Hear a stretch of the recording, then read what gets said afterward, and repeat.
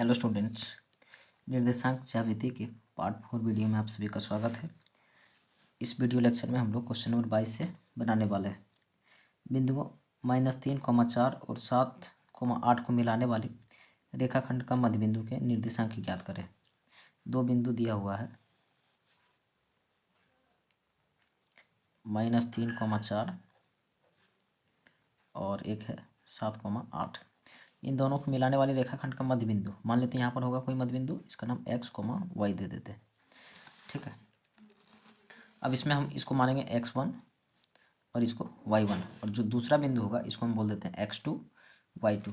चूँकि मध्य बिंदु का निर्देशांक हम लोग जानते हैं, यह फॉर्मूला याद कर लीजिएगा, ऑब्जेक्टिव तो इसे बनना ही बनना है। मध्य बिंदु का निर्देशांक, तो यहाँ x बराबर फॉर्मूला हो जाता है इसका x1 प्लस x2/2, और अगर हम y की बात करें तो y1 प्लस y2/2। अब यहाँ से हो जाएगा x बराबर x1 प्लस x2, मतलब कि फर्स्ट वाले को फर्स्ट के साथ जोड़ेंगे तो -3 + 7, अब /2। y बराबर क्या हो जाएगा, y1 + y2 है ना, तो y1 प्लस y2 यानी कि 4 + 8/2। यहाँ से x बराबर, अब 7 में से 3 माइनस करेंगे तो कितना बचेगा, 4/2। y बराबर 8 और 4 12/2। अब 2 का टेबल में यानी 2 के पहाड़ा में 2 दूनी 4 और यहाँ से 2 छक 12, तो x का मान हो गया 2 और y का मान हो गया 6, यानी कि इसका जो निर्देशांक होगा 2,6 होगा मध्य बिंदु का। ठीक है, ये सब्जेक्टिव में भी क्वेश्चन आ सकता है। 2,6 कौन सा है, ऑप्शन बी। अगला क्वेश्चन 23 नंबर का है, किसी त्रिभुज के शीर्ष बिंदुओं के निर्देशांक। तो त्रिभुज बोला है ना, तो चलिए इसमें हम लोग एक त्रिभुज बना लेते हैं। ठीक है, आसानी से समझ में आएगा। यह एक हो जाएगा एक त्रिभुज, इसका नाम हम रख देते हैं ABC। ठीक है, निर्देशांक क्या क्या है, तो सबसे पहले 4,6 है, तो इसको लिख लेते हैं हम 4,6। इसके बाद 0,4 है, 0,4, फिर है 5,5, 5,5। अब यहाँ पर जो 3 बिंदु है इसमें हम इसको मान लेते हैं x1 और ये हो जाएगा y1। ठीक है, ये हो जाएगा x2 y2 और ये हो जाएगा x3 y3। हमें ना इसमें निकालना क्या है, केंद्रक निकालना है। केंद्रक क्या होता है, तो त्रिभुज के बिल्कुल बीच में एक बिंदु होगा, इसको हम लोग जी से डिनोट करते हैं। केंद्रक का निर्देशांक हम x, y मान लेते हैं।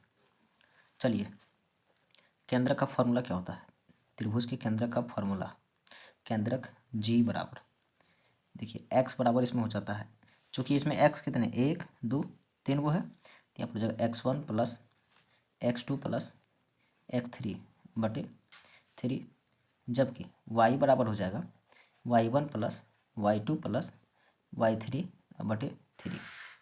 तो यहाँ से लिखेंगे हम x बराबर, x1 का मान कितना है 4 प्लस x2 कितना है, तो x2 0 है, प्लस x3 का मान कितना है 5/3। 3 संख्या जोड़ेंगे 3 से भाग लगेगा, फॉर्मूला सिंपल है।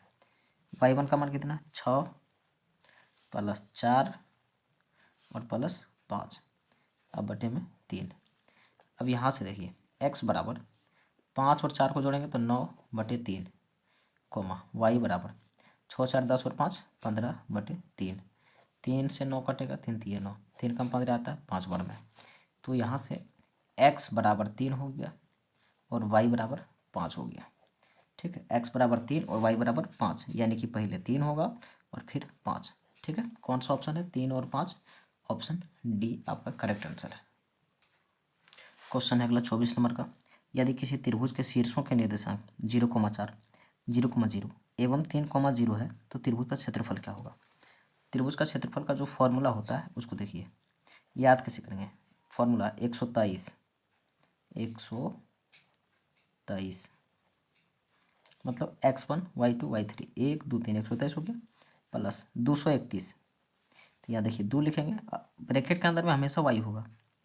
ठीक है, तो देखिए 231 यानी कि 2 3 1 231। ठीक है, अब प्लस 312 तो 3 हो गया, और 12 बनाना है तो 1 2, फिर से देखिए 123 231 312, ब्रैकेट के बाहर में x होगा सब जगह और ब्रैकेट के अंदर में y होगा केवल, ठीक है, और माइनस होगा। यहाँ पर जो पहला है इसको हम x1 बोलेंगे और इसको y1 बोलेंगे, इसको x2 बोलेंगे, इसको y2, ये x3 होता है, ये y3 होता है। चलिए फॉर्मूला पर सेव करते हैं इसको। x1, तो x1 का मान कितना है 0 है।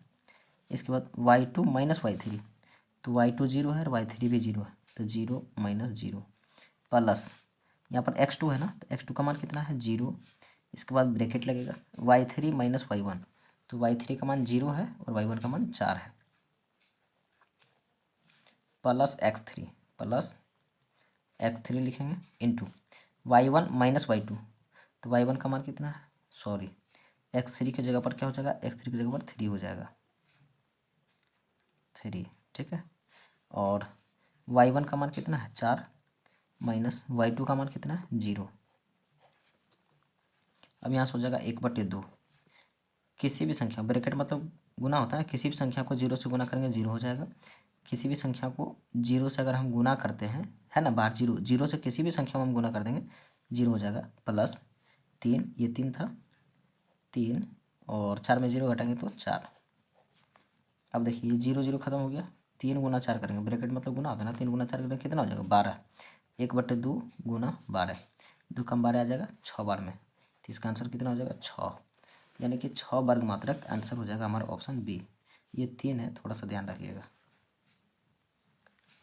अगला क्वेश्चन नंबर 25 है, यदि बिंदुओं a, b, b, c और c, a से बने त्रिभुज का केंद्रक मूल बिंदु है तो AQ plus BQ plus CQ किसके बराबर होगा।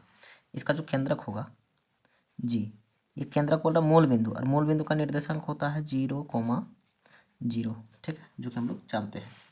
ये हो जाएगा x1 y1, x2 y2, x3 y3, ठीक है, दिया है